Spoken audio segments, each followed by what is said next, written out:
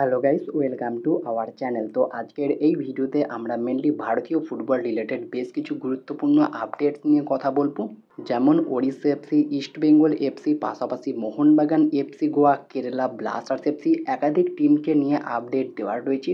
ভীষণ কয়েকটা গুরুত্বপূর্ণ আপডেট নিয়ে আজকের এই ভিডিওতে আলোচনা করব। তো চলো বেশি দেরি না করে আজকের ভিডিও শুরু করা যাক। ভিডিও শুরু করার আগে চ্যানেলে যারা প্রথমবার এসেছো এবং সাবস্ক্রাইব করোনি, তারা অবশ্যই সাবস্ক্রাইব করে পাশের বেল আইকনটিকে ক্লিক করে দিও। তো চলো শুরু করা যাক।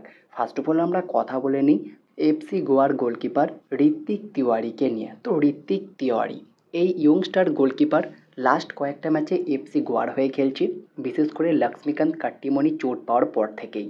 আর এই ঋত্বিক তিওয়ারি ধীরে ধীরে এমনভাবে ছন্দে ফিরেছে এবং দুর্দান্ত পারফরমেন্স করা শুরু করেছে যে এফসি গোয়ার হেড কোচ মানোলো মার্কেজ তিনি কিন্তু নিজেই তার প্রশংসা করছেন এবং ব্রিলিয়ান্ট পারফর্ম করেছে লাস্ট ম্যাচে হায়দ্রাবাদ এফসির এগেনস্টে। যদি তোমরা সেই ম্যাচটা দেখে থাকো তাহলে সেই ম্যাচে হায়দ্রাবাদ এফসি কিন্তু অনেক আক্রমণ করেছিল, তবে ঋত্বিক তিওয়ারি অনেক ভালো ভালো সেভ করেছে, নির্ঘাত গোল থেকে বাঁচিয়েছে।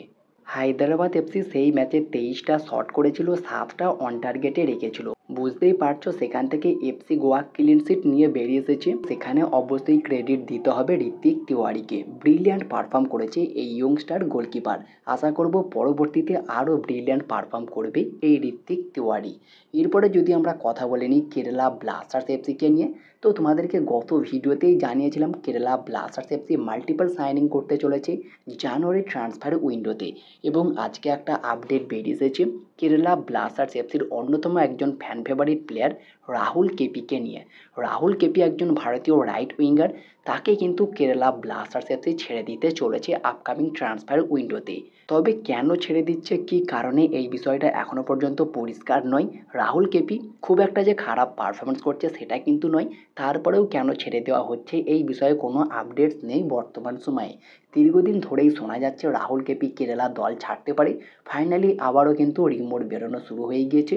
জানুয়ারি ট্রান্সফার উইন্ডো যেহেতু খোলা হচ্ছে কিছুদিনের মধ্যেই, এটা ডিসেম্বর মাস এবং জানুয়ারিতে কিন্তু ট্রান্সফার উইন্ডো পুনরায় খুলে যাবে। সেখানেই কিন্তু রাহুল কেপিকে কেরালা ব্লাস্টার্স এফসি ছেড়ে দিতে চলেছে, এমনই কিন্তু একটা আপডেট বেরিয়ে আসছে। পাশাপাশি যদি আমরা ওড়িশা এফসিকে নিয়ে কথা বলি, তো ওড়িশা এফসির ফিজির সেন্টার ফরওয়ার্ড রয় কৃষ্ণা তিনি কিন্তু এসিএল ইনজুরিতে পড়েছেন, যার ফলে পুরোপুরি রুলড আউট হয়ে গিয়েছেন এই মরশুমটার জন্য। বাকি মরশুমটা কিন্তু ওড়িশা এফসি রয় কৃষ্ণাকে পাবে না। তো সেখানেই রয় কৃষ্ণার রিপ্লেসমেন্ট হিসাবে ওড়িশা এফসি টার্গেট করছে কিন্তু ব্রাজিলিয়ান ফরওয়ার্ড ক্লেইটন সিলভাকে। অলরেডি এক Brazilian forward Diego Mauricio brilliant perform করছে ওড়িশা এফসিতে, 10 ম্যাচে 7টা গোলও করে ফেলেছে ইতিমুহূর্তেই। সেখানেই আরও এক ব্রাজিলিয়ানের দিকে টার্গেট করছে সার্জিও লোবেরা, আর সেই নামটা কিন্তু ক্লেইটন সিলভা। তাকে কিন্তু দলে নিতে পারে রয় কৃষ্ণার রিপ্লেসমেন্ট হিসাবে। তো দেখা যাক এই রিপ্লেসমেন্টটা কতটা ভালো হয়।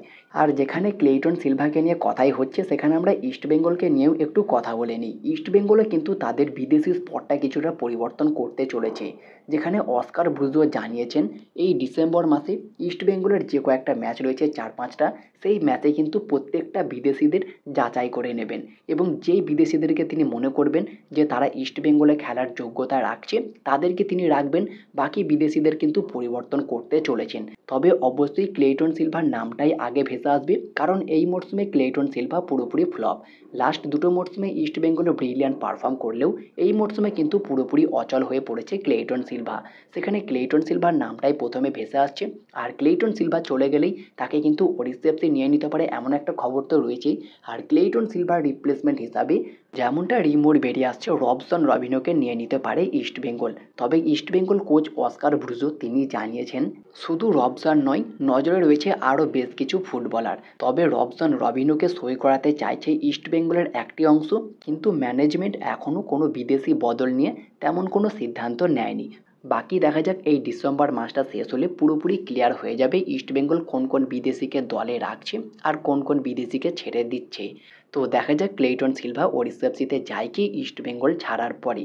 এর পাশাপাশি যদি আমরা চলে আসি সন্দেশ জিঙ্গানের ব্যাপারটা নিয়ে, তো সন্দেশ জিঙ্গান আবারও কিন্তু রাজার মতোই ফিরল। সন্দেশ জিঙ্গান লাস্ট কয়েকটা ম্যাচে এফসি গোয়ার জার্সিতে ব্রিলিয়ান্ট পারফর্ম করছে, 4টে ম্যাচে 4টেই জিতেছে এফসি গোয়া। দুরন্ত পারফরমেন্স করেছে, মাত্র একটা গোল কনসিড করেছে সন্দেশ জিঙ্গান ডিফেন্সে আসার পর থেকে। প্রথম 6টা ম্যাচে এফসি গোয়া কিন্তু একটা ম্যাচেও জিততে পারেনি, আর প্রথম 6টা ম্যাচেই কিন্তু সন্দেশ জিঙ্গান অ্যাভেলেবেল ছিল না। তোমরা দেখতেই পাচ্ছ প্রথম 6টা ম্যাচের কি অবস্থা এফসি গোয়ার, এবং লাস্ট 4টে ম্যাচ যেখানে জিঙ্গান এসেছে প্রত্যেকটা ম্যাচেই, 4 ম্যাচে কিন্তু জিঙ্গান খেলেছে, সেই ম্যাচগুলোর অবস্থা তোমরা দেখতে পাচ্ছ। 4 ম্যাচে 4টেই জিতেছে। তো জিঙ্গানের প্রতি আস্থা ছিল মানলো মার্কেজ রোকার। জিঙ্গান যে কামব্যাক করবে সেটা বুঝতেই পেরেছিল। একসময় ধারাবাহিকভাবে ইন্ডিয়ান ন্যাশনাল টিমের হয়ে খেলেছেন এই সন্দেশ জিঙ্গান। মোহনবাগান, কেরালা ব্লাস্টার্স এফসি এবং বেঙ্গালুরু এফসির মতো ক্লাবে খেলেছেন। ব্রিলিয়ান্ট পারফর্ম কিন্তু করেছেন সন্দেশ জিঙ্গান, এবং তিনি আবারও রাজার মতো ফিরলেন, নিজেকে প্রমাণ করছেন বর্তমান সময়ে এফসি গোয়ার জার্সিতে। লাস্ট 4টে ম্যাচে ব্রিলিয়ান্ট পারফর্ম করছে এই সন্দেশ জিঙ্গান। তো সন্দেশ জিঙ্গানের পারফরমেন্স তোমাদের কেমন লাগছে সেটা অবশ্যই কমেন্টে জানিও। এরপরে যদি আমরা কথা বলি মোহনবাগানের একটা ভারতীয় সাইনিং নিয়ে, তো মোহনবাগান সুপার জায়ান্ট তাদের জুনিয়র টিমের জন্য একজন ভারতীয় মিডফিল্ডারকে সই করিয়ে ফেলেছে, যার নাম কিন্তু তুষার বিশ্বকর্মা। আর তুষার বিশ্বকর্মা ক্যালকাটা লিগে কিন্তু বেশ ভালো পারফরমেন্স করছিল, শোনা যাচ্ছে তার সাইনিংটা কমপ্লিট করে ফেলছে খুব দ্রুত মোহনবাগান সুপার জায়ান্ট তাদের জুনিয়র টিমের জন্য। দেখা যাক জুনিয়র টিমে এসে কতটা ভালো ফল করতে পারে। তো এই ভিডিওতে এই সমস্ত আপডেটগুলোই তোমাদের জানানোর ছিল, জানিয়ে দিলাম। তো ভিডিওটি ভালো লাগলে লাইক শেয়ার কমেন্ট অবশ্যই করে দিও, আর আমাদের চ্যানেলে প্রথমবার এসে থাকলে সাবস্ক্রাইব করে পাশের বেল আইকনটিকে ক্লিক করে দিও। তো দেখা হচ্ছে নেক্সট ভিডিওতে। Bye bye, have a good day.